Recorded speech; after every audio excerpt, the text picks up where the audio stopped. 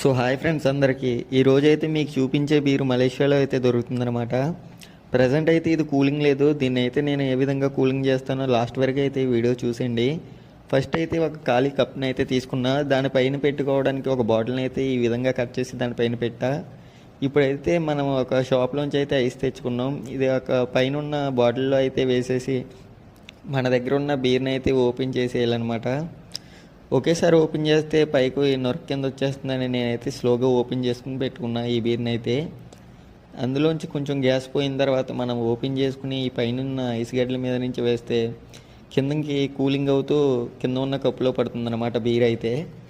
దీని తర్వాత అయితే మనం పైన ఉన్న బాటిల్ మూతని తీసి పక్కన పెట్టుకుంటే ఈ కప్పులో అయితే బీర్ అయితే చాలా కూలింగ్గా ఉంటుంది.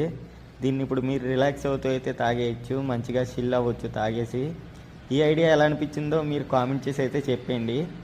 అలాగే మలేషియాలో మరిన్ని వీడియోల కోసం మన అకౌంట్ని అయితే ఫాలో అయిపోండి.